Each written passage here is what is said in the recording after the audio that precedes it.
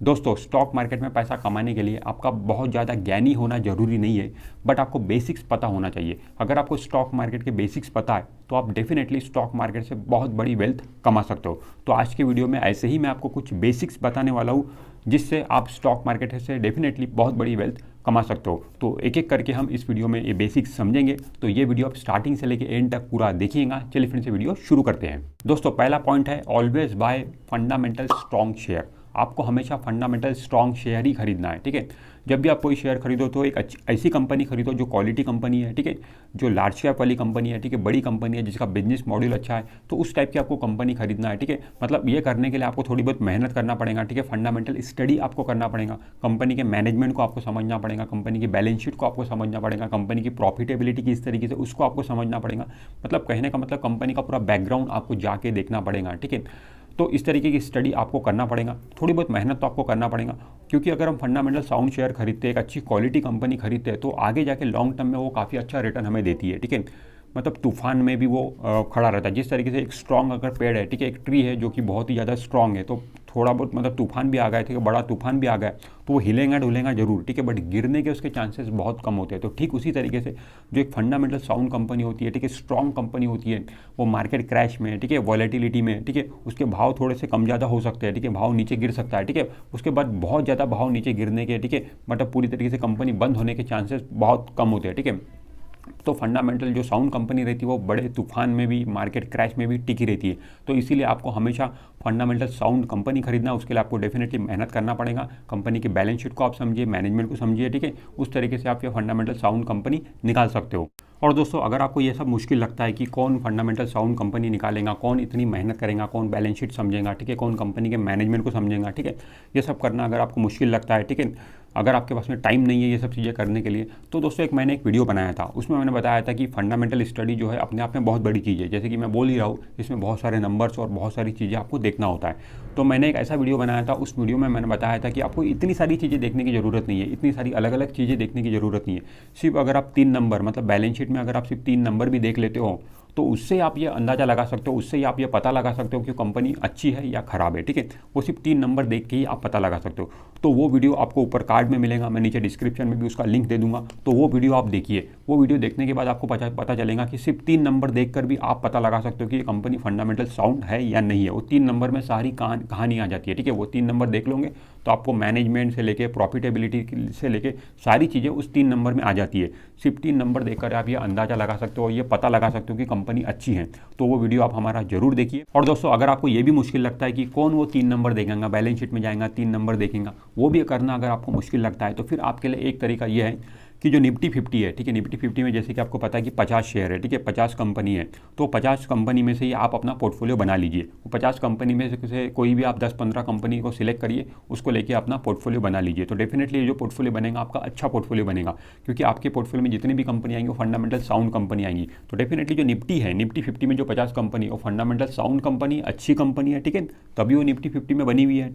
तो एक्सचेंज ने आपके तरफ से ऑटोमेटिक उसमें, मतलब एक्सचेंज ने क्या बोलेंगे कि उसको फिल्टर करके रखा हुआ है, ठीक है। फंडामेंटल स्टडी उन शेयर पे ऑलरेडी हो चुकी है। आप मतलब एक्सचेंज ने आपके लिए फंडामेंटल स्टडी करके आपके सामने ये कंपनियां रखी है कि ये निफ्टी 50 है, ठीक है, इसमें जो 50 कंपनी वो सारी की सारी फंडामेंटल साउंड कंपनी है, ठीक है। तो आपको रेडीमेड, ठीक है, फिल्टर की भी कंपनी मिल रही, फंडामेंटल साउंड कंपनी, आपको मेहनत ही नहीं करना पड़ रहा। तो उसमें से आग बंद करके आप कोई भी 10-15 कंपनी भी उठा लोगे ना, तो डेफिनेटली आपका पोर्टफोलियो अच्छा बनेगा, ठीक है। बट आपको उस तरीके से नहीं करना है, आपको अलग अलग सेक्टर की कंपनियां सिलेक्ट करना है, 10-15 सिलेक्ट करिए, ठीक है, उसको लेकर अपना पोर्टफोलियो आप बना सकते हो, ठीक है। तो ये सबसे आसान तरीका हो गया अपना पोर्टफोलियो बनाने का, ठीक है। अब दोस्तों, आपने पोर्टफोलियो बना लिया तो यहाँ पर आपका काम खत्म नहीं हो जाता है। सिर्फ पोर्टफोलियो बनाने से आपका काम खत्म नहीं होता है। असल काम तो पोर्टफोलियो बनाने के बाद में शुरू होता है। क्योंकि दोस्तों, पोर्टफोलियो बना के हमने रख दिया, उसके बाद में कंपनी के शेयर है वो ट्रेड हो रहे हैं, उनका भाव ऊपर नीचे हो रहा है, उन कंपनी में न्यूज़ आ रही है, अपडेट्स आ रही है, उस हिसाब से कंपनी का जो शेयर का भाव है वो हिलते रहता है, ठीक है। तो आपको रिव्यू करना है, समय समय पर अपने पोर्टफोलियो को रिव्यू करना है। 15 दिन में एक बार करिए, महीने में एक बार करिए, 3 महीने में एक बार करिए, बट आपको समय समय पर अपने पोर्टफोलियो को रिव्यू करके देखना है जो शेयर आपने अपने पोर्टफोलियो में खरीद कर रखे हैं वो किस तरीके से परफॉर्म कर रहे हैं, ठीक है, उनका परफॉर्मेंस कैसा है। अब परफॉर्मेंस मतलब जो शेयर का भाव नीचे जा रहा है वो खराब परफॉर्म कर रहा है ऐसा आप मान के मत चलिए, ठीक है। आपको रीज़न फाइंड आउट करना पड़ेगा, अगर वो पर्टिकुलर शेयर का भाव नीचे जा रहा है तो क्यों नीचे जा रहा है, उसका रीज़न क्या है, ठीक है। तो रीज़न ढूंढ के निकालिए, और रीज़न जब आप ढूंढने गए तो अगर आपको ये पता चलता है कि कंपनी में प्रॉब्लम है, कंपनी के फंडामेंटल्स में अगर कुछ प्रॉब्लम है तो वहाँ से आप एग्जिट ले सकते हो। अब देखिए कभी कभी क्या होता है कि कंपनी का क्वार्टरली रिजल्ट खराब आता है, ठीक है, 1-2 क्वार्टर के रिजल्ट खराब आ गए तो शेयर का भाव नीचे गिरना चालू हो जाता है, बट इसका ये मतलब नहीं कि कंपनी खराब परफॉर्म कर रही है। देखिए 1-2 क्वार्टर के रिजल्ट खराब आना ये कोई बड़ी बात नहीं है, ये बड़ी बड़ी कंपनियों के साथ में ऐसा होता है, ठीक है। मार्केट सेंटीमेंट अगर खराब है, ठीक है, तो 1-2 क्वार्टर के रिजल्ट खराब आ सकते हैं, सिर्फ इस बेसिस पर आप उस पर्टिकुलर कंपनी से एग्जिट मत लीजिए, ठीक है। प्रॉपर रीज़न आप फाइंड आउट करिए। अगर आप रीज़न फाइंड आउट कर रहे हो और आपको ये पता चल रहा है कि कंपनी इन्वेस्टर के साथ में चीटिंग कर रही है, ठीक है, इन्वेस्टर के साथ में चीटिंग का अगर मामला आपके सामने आ रहा है तो आपको तुरंत उस पर्टिकुलर शेयर से एग्जिट ले लेना है, ठीक है। अब इन्वेस्टर के साथ में चीटिंग का मतलब क्या होता है, मतलब मैनेजमेंट जो है वो इन्वेस्टर के साथ में चीटिंग कर रहा है, इसका मतलब यह है कि कंपनी में कुछ घोटाला हो रहा है, स्कैम हो रहा है, फ्रॉड हो रहा है, कंपनी के जो बुक्स ऑफ अकाउंट है उसमें मैनिपुलेशन हो रहा है। तो इस तरीके की अगर चीज़ें हो रही है उस पर्टिकुलर कंपनी में तो वहाँ से आपको तुरंत एग्जिट ले लेना है। भले ही आप प्रॉफिट में हो तो भी एग्जिट ले लेना है, लॉस में हो तो भी एग्जिट ले लेना है, एक सेकंड भी आपको वहाँ नहीं रुकना है, क्योंकि इस तरीके की चीज़ें बर्दाश्त नहीं की जा सकती। इन्वेस्टर के साथ में चीटिंग बर्दाश्त नहीं की जा सकती है। इस तरीके के जो केसेस देखे गए हैं उसमें बहुत सारी कंपनी डूब गई, बंद हो गई, ठीक है। तो जो भी आपका प्रॉफिट लॉस है तुरंत लेकर वहाँ से आपको निकल जाना है, बट इस तरीके की कोई चीज़ें नहीं हो रही है, ठीक है, कंपनी ठीक है, फंडामेंटल साउंड है तो आप बने रहिए, शेयर को बेचने की जल्दबाजी आप मत करिए।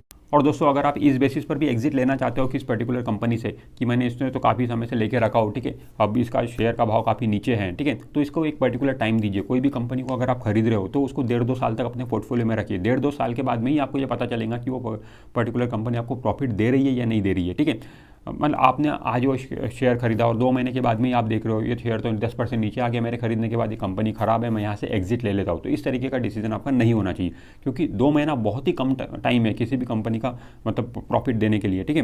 मतलब वो 2 महीने में शायद ही आपको प्रॉफिट दे दे, ठीक है। तो आपने लॉन्ग टर्म के लिए लिया है तो आपको क्या करना, कोई भी पर्टिकुलर कंपनी अगर आपने खरीदे तो उसको 1.5-2 साल तक आपको टाइम देना है। 1.5-2 साल आपने टाइम दे दिया, उसके बाद में आप देखो 1.5-2 साल हो गए मैंने इस पर्टिकुलर कंपनी को खरीदा था, आज भी ये मुझे लॉस दे रही है, तो फिर आप वहाँ से आप एग्जिट लेने का सोच सकते हो। तो एक सफिशिएंट टाइम हर कंपनी को आपको देना जरूरी है।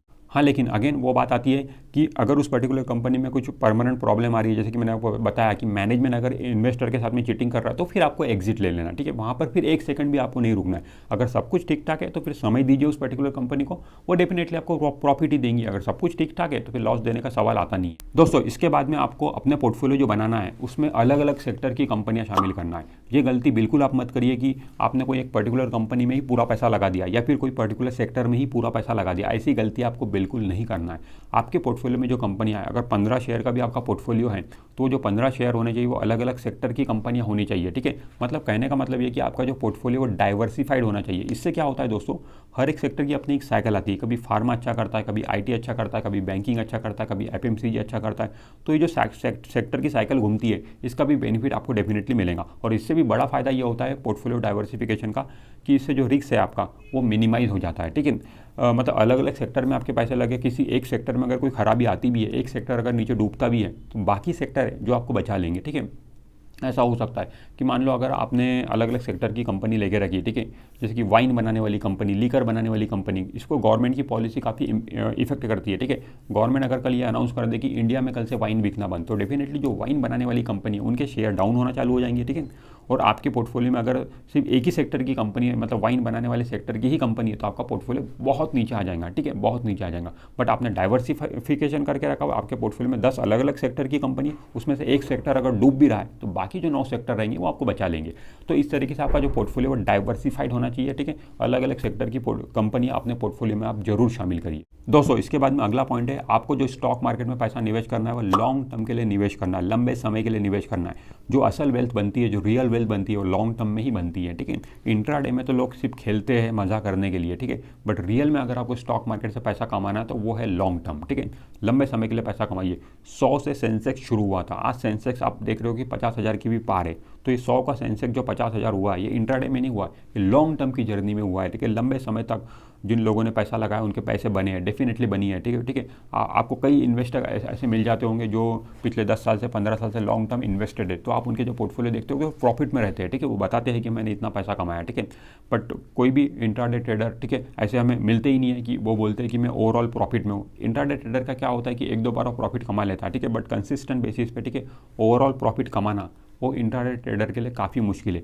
बट अगर आप लॉन्ग टर्म के लिए पैसा निवेश करते हो, लंबी अवधि के लिए अगर पैसा लगाते हो और अच्छी कंपनी में पैसा लगाते हो, तो आपका पैसा बनना तय है, ठीक है। और अभी तक बना है और आगे भी बनेगा, और आगे तो बनना ही है पैसा, क्योंकि इंडिया जो है डेवलपिंग कंट्री है। इंडिया में जब तक डेवलपमेंट हो रहा है, यहाँ पे बहुत ही गोल्डन अपॉर्चुनिटी है पैसा बनने की। फॉरेनर्स भी हमारे इंडिया में आकर ज़्यादा पैसा लगाने के लिए इच्छुक होते हैं, ठीक है। वहाँ फॉरेन के मार्केट में उतना पैसा नहीं बनता है जितना पैसा इंडियन स्टॉक मार्केट में बनता है, क्योंकि दोस्तों India is a developing country, और डेवलपिंग कंट्री में पैसा ज़्यादा बनता है। फॉरेन की अगर बात करूँ, मैं अमेरिका की बात करूँ, तो वो डेवलप कंट्री है, वो कंट्री डेवलप हो चुकी है, तो अब वहाँ पे उतने रिटर्न नहीं मिलते जितने रिटर्न इंडियन स्टॉक मार्केट में मिलते हैं। ये फॉरेनर हमसे ज़्यादा अच्छे से समझते हैं, तो हम तो इंडिया में रहते हुए इंडिया के मार्केट में पैसा हमें लगाना ही चाहिए, और लंबे टाइम के लिए पैसा लगाना चाहिए। और दोस्तों आपको स्टॉक मार्केट में हमेशा खुद का पैसा ही लगाना है, कहीं से लोन लेकर आपको स्टॉक मार्केट में पैसा नहीं लगाना, किसी से उधार ले लिया वो पैसा आपको स्टॉक मार्केट में नहीं लगाना। क्योंकि दोस्तों होता क्या है कि स्टॉक मार्केट में ऐसी कोई गारंटी नहीं है कि आपने आज पैसा लगाया आपको 2 महीने के बाद में प्रॉफिट हो जाएगा या 6 महीने के बाद में प्रॉफिट हो जाएगा, ऐसा कोई भी रिटर्न गारंटी नहीं है, ठीक है। होने के लिए हो सकता है 2 महीने के बाद भी प्रॉफिट हो सकता है, 1 साल के बाद भी प्रॉफिट हो सकता है, और या तो ये भी हो सकता है कि 3 साल हो गए, 4 साल हो गए, आपको प्रॉफिट ही नहीं हुआ, ठीक है, ऐसा भी हो सकता है। तो कहने का मतलब कि स्टॉक मार्केट में ऐसी कोई गारंटी नहीं है कि आपको इस डेट को प्रॉफिट हो जाएगा, ऐसी कोई गारंटी नहीं है। आपने अगर लोन ले लिया कहीं से, तो तुरंत उसकी EMI चालू हो जाएंगी। अगर आपको इधर प्रॉफिट नहीं हो रहा तो फिर आप EMI कैसे भरोगे, ठीक है, डेफिनेटली आप प्रॉब्लम में आ जाओगे।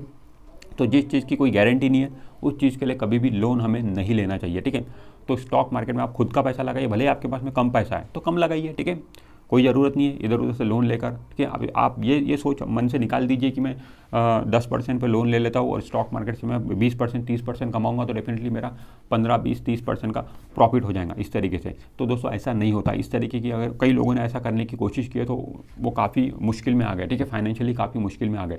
तो स्टॉक मार्केट को इस तरीके से मत खेलिए। स्टॉक मार्केट एक बहुत अच्छी चीज़ है, अगर उससे आप अच्छे निगाहों से देखोगे, ठीक है, अच्छे से स्टॉक मार्केट में सारा काम करोगे तो डेफिनेटली स्टॉक मार्केट आपको बहुत अमीर बना देगा। बट स्टॉक मार्केट से आप गलत फ़ायदा उठाने की कोशिश करोगे तो फिर स्टॉक मार्केट आपको डुबा भी देगा, ठीक है। कई लोगों को स्टॉक मार्केट ने डुबाया है, बट डुबाया है स्टॉक मार्केट ने नहीं डुबाया है, वो खुद डूबे हैं। वो बोलते जरूर ये है कि स्टॉक मार्केट में पैसा नहीं बनता, स्टॉक मार्केट सट्टा है, जुआ है, ठीक है, बट वो कभी ये नहीं बताते कि उनकी क्या गलती थी, ठीक है। उन्होंने गलती की है इसीलिए उन्होंने स्टॉक मार्केट में पैसा कमाया है। अगर आप स्टॉक मार्केट में गलती नहीं करोगे, जो स्टॉक मार्केट जो रूल्स है, जो डिसिप्लिन के साथ में अगर स्टॉक मार्केट में आप इन्वेस्टमेंट करोगे तो डेफिनेटली आप बहुत अच्छी वेल्थ कमाओगे। और दोस्तों अगली बात मैं आपको ये बोलूँगा कि गिरावट में आपको हमेशा पैसा लगाना है। जब मार्केट क्रैश करे तो आपको पैसा जरूर लगाना है, क्योंकि दोस्तों मार्केट क्रैश में क्या होता है कि जो बड़ी कंपनी होती है, लार्ज कैप कंपनी होती है, वो आपको सस्ते रेट में मिलती है, नीचे के रेट में मिलती है, और ये गोल्डन अपॉर्चुनिटी होती है लार्ज कैप कंपनी में पैसा लगाने की।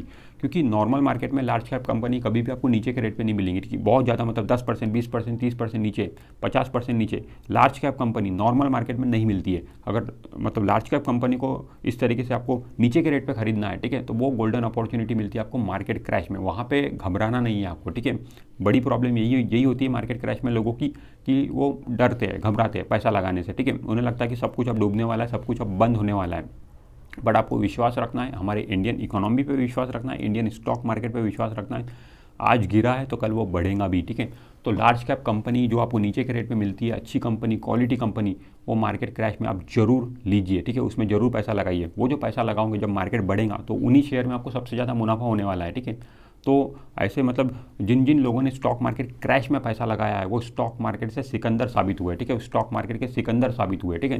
तो उन्होंने बहुत बड़ी वेल्थ कमाई है, ठीक है। हिम्मत करने वाला उस समय चाहिए, मतलब बोलते हैं ना डर के आगे जीत है, ठीक है। वहाँ पे अगर आपने अपने डर को साइड में करके स्टॉक मार्केट में पैसा लगा दिया तो डेफिनेटली आपकी वेल्थ बनेगी।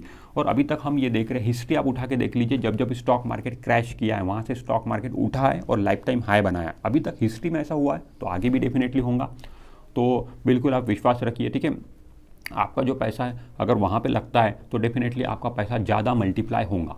तो दोस्तों जो बातें आज के वीडियो में हमने की है वो सारी बातें आप ध्यान में रखिए और उसे इम्प्लीमेंट करने की कोशिश करिए। डेफिनेटली आप स्टॉक मार्केट से बहुत बड़ी वेल्थ कमाओगे। दोस्तों इस वीडियो में मेनली हमने 6 बातें देखी। पहली बात हमने ये देखी कि फंडामेंटल साउंड शेयर आपको खरीदना है, ठीक है, अच्छी क्वालिटी कंपनी, गुड कंपनी आपको खरीदना है।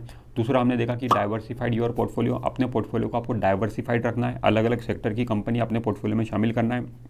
तीसरा पॉइंट हमने ये देखा कि रिव्यू योर पोर्टफोलियो, आपको अपने पोर्टफोलियो को समय समय पर रिव्यू करना है, कौन सी कंपनी अच्छा परफॉर्म कर रही है, कौन सी कंपनी खराब परफॉर्म कर रही है। जो खराब परफॉर्म कर रही है उससे उसको रिप्लेस कर सकते हो आप, ठीक है, दूसरी न्यू कंपनी शामिल कर सकते हो। उसके बाद में अगला पॉइंट हमने देखा कि लॉन्ग टर्म इन्वेस्टमेंट, आपको स्टॉक मार्केट में लॉन्ग टर्म इन्वेस्टमेंट करना है, मतलब लंबी अवधि के लिए पैसा लगाना है, तो डेफिनेटली वहाँ पर आपकी अच्छी वेल्थ बनती है। उसके बाद में अगला पॉइंट हमने देखा कि खुद का पैसा लगाना है। स्टॉक मार्केट में आपको खुद का पैसा ही लगाना है, जो भी पैसा आपके पास में वही आप लगाइए, इधर से लोन लेकर उधार लेकर स्टॉक मार्केट में आप पैसा मत लगाइए। उसके बाद में अगला पॉइंट हमने ये देखा कि गिरावट में आपको पैसा जरूर लगाना है। जब स्टॉक मार्केट क्रैश करता है तो लार्ज कैप कंपनी आपको काफ़ी सस्ते दाम में मिलती है, तो उसको उठाने की आपको जरूर कोशिश करना है। तो दोस्तों आप कमेंट करके बताइए इसमें से कौन सी बात आपको पहले से पता थी और क्या आप उसे इम्प्लीमेंट करते हो। This is Imran Sheikh signing of.